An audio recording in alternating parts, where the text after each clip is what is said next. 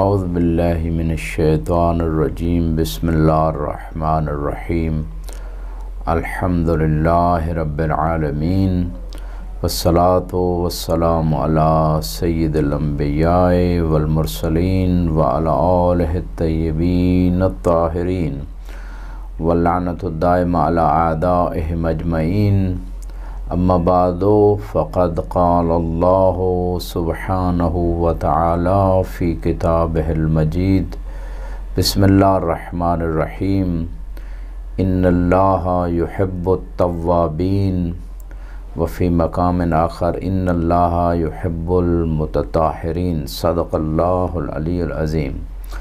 قرآن مبارک میں ارشاد ہوتا ہے کہ پروردگار پاک صاف رہنے والوں کو پسند کرتا ہے، اپنا محبوب بنا لیتا ہے۔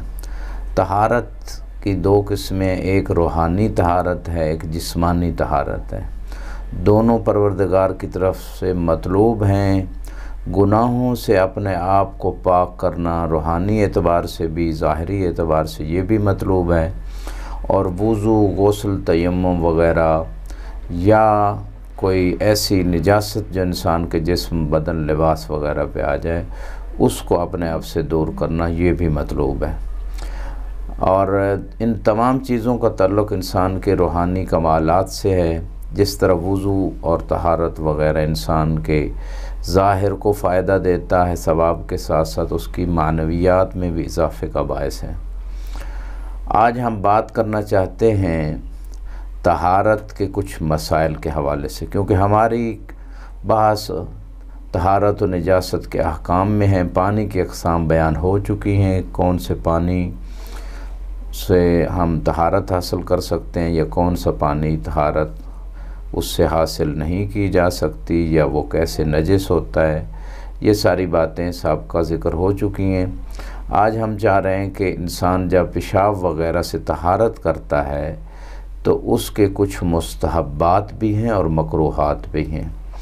واجبات کی ادائیگی کے بعد اور محرمات سے بچنے کے بعد بندہ جس قدر مستحبات پہ عمل کرتا ہے اور مکروہات سے بچتا ہے، اسی قدر خدا کے قرب کی طرف آگے بڑھتا چلا جاتا ہے۔ تو مومن کو چاہیے کہ مستحبات پہ توجہ دے اور مکروہات سے بچے۔ اور بعض روایات میں ہے کہ جو بندے طہارت نہیں کرتے، یعنی پیشاب وغیرہ کے بعد طہارت کا خیال نہیں رکھتے، ایسے بندے پہ عذاب قبر ہے۔ جیسے کہ زوجہ کے حقوق ادا نہ کرنے والے پہ عذاب قبر ہے، اور اسی طرح جو ہے طہارت کا خیال نہ رکھنے والے پہ، اور چغل خوری، جو ایک دوسرے کی بات ایک دوسرے کو نقل کر کے، اگرچہ وہ سچی بات ہو، جس سے ان کے درمیان جھگڑا فساد ہو جائے، تو ان تین چیزوں پہ عذاب قبر ہے۔ تو جب بات شروع کرتے ہیں طہارت کے مستحبات کے حوالے سے، تو جب بھی انسان ٹائلٹ میں جائے سب سے پہلے سر کو ڈھانپ لے، یا سر اور منہ دونوں کو ڈھانپ لے۔ اور بعض بلکہ روایات میں یہاں تک بھی ملتا ہے کہ اگر انسان اپنے قوت حافظہ، قوت ذاکرہ کو قائم رکھنا چاہتا ہے اور اسے زوال سے یا کمزور ہونے سے بچانا چاہتا ہے، تو ٹائلٹ میں سر ڈھانپ کے جائے۔ یہ وہ خوبصورتیاں ہیں اسلام کی کہ جس نے چھوٹی چھوٹی چیزوں کے آداب بتائے ہیں، سونے کے آداب، کھانے کے آداب، طہارت میں اور ٹائلٹ میں جانے کے آداب۔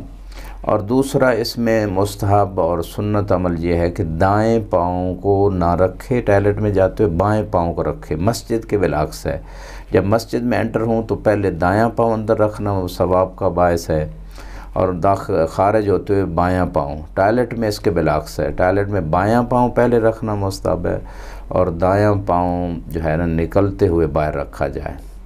اس کے بعد جو اگلا مرحلہ ہے وہ یہ ہے کہ آپ بائیں پاؤں پہ زور دے کے بیٹھیں۔ یہ بھی اسلام کے ایسے آداب و سنن میں سے ہے جس پہ اجر و ثواب بھی ہے، اور ان چیزوں کی برکات طبی اور میڈیکل پوائنٹ آف ویو سے بھی موجود ہیں۔ دیکھیں آج دنیا میں بہت ساری ایسی جو ریسرچ ہیں، میڈیکل ریسرچ، اس میں یہ چیزیں ثابت ہوتی ہیں کہ انسان کے بہت سارے مسائل جو ہے نا اس سے حل ہوتے ہیں۔ اسی طرح کچھ دعائیں ہیں، جب انسان انٹر ہو ان دعاؤں کو پڑھے ٹائلٹ میں، اور نکلنے کے بعد بھی اور اس مقام پہ میں فقط چند ایک روایات آپ کی خدمت میں عرض کر دیتا ہوں جو ہم نے یہاں پہ آپ کی خدمت میں بات کی۔ سب سے پہلے ایک روایت جو ہے مختلف کتابوں میں اس حوالے سے موجود ہے۔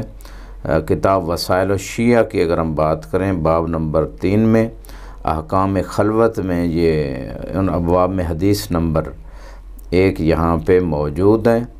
شیخ مفید علیہ الرحمن اس حوالے سے کہتے ہیں نہ تغطیۃ الراس ان کان مکشوفا عند تخلی سنہ من سنن النبی صلی اللہ علیہ وآلہ وسلم، کہ یہ سنت ہے کہ سر کو ڈھانپا جائے جب انسان طہارت کے لیے جائے۔ اور اسی طرح جو ہے ایک اور روایت اس مقام پہ آپ کی خدمت میں پیش کر دیتے ہیں کہ جب انسان جو ہے وہ طہارت کے لیے جائے تو اس دعا کو پڑھے۔ ابن عمار سے روایت ہے سمعت ابا عبداللہ علیہ السلام یقول، امام صادق علیہ السلام فرماتے ہیں اذا دخلت المخرج فقل بسم اللہ اللہم انی اعوذ بک من الخبیث، اور جب آپ ٹوائلٹ میں جائیں تو یہ دعا پڑھیں کہ پروردگار میں تیری پناہ میں آتا ہوں اس خبیث شیطان مردود سے۔ بعض روایات میں امام صادق علیہ السلام سے ابو بصیر جیسے عظیم راوی نے ایک روایت نقل کی ہے کہ جب آپ ٹوائلٹ میں جائیں تو یہ دعا پڑھیں اعوذ باللہ من الرجس النجس، کہ میں اللہ کی پناہ میں آتا ہوں رجس سے، نجس سے، اور بعض روایت میں خبیث کا بھی اضافہ ہے۔ تو یہ شیطان جو وسوسے ڈالتا ہے خصوصاً ایسی جگہوں پہ زیادہ وسوسے انسان کو آتے ہیں، شیطانی خیالات آتے ہیں، تو ان سے بچنے کے لیے انسان اللہ کی پناہ میں چلا جائے۔ تو ممکن ہے کوئی ایسے شیطانی خیال انسان کے ذہن میں ٹوائلٹ کے دوران آ جائے اور اس کو امپلیمنٹ کرے اپنی زندگی میں یا آگے اس کے اثر مرتب کرے، تو ممکن ہے انسان کی دنیا آخرت کے مسائل اس میں پیدا ہو جائیں۔ تو اسی طرح جیسے کہ میں نے کہا کہ بایاں پاؤں پہ زیادہ زور دے کے بیٹھے، اور یہ تھے چند مستحبات اس مقام پہ۔ اللہم انی اعوذ بالرجس النجس الخبیث المخبث الشیطان الرجیم، یہ پوری دعا اگر اتنی پڑھ لے تب بھی ٹھیک ہے، اور اگر اس مقام پہ یعنی پوری دعا نہیں پڑھتا تو اتنی کم از کم پڑھے اللہم انی اعوذ بک من الرجس النجس الخبیث، یہاں تک پڑھ لیں، اور المخبث الشیطان الرجیم تک پڑھے تو زیادہ بہتر ہے۔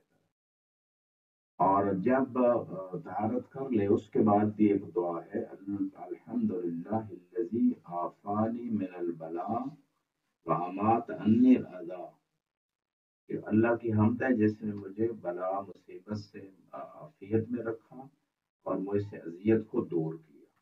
یہ روایت بھی ہمارے کتاب وسائل الشیعہ کی اس احکام بیت الخلاء کے حدیث نمبر 3 کے اندر یہ روایت موجود ہے۔ تو اس مقام پہ جو میں نے آپ کی خدمت میں وہ کام پیش کیے کہ جو اس عمل کے دوران مستحب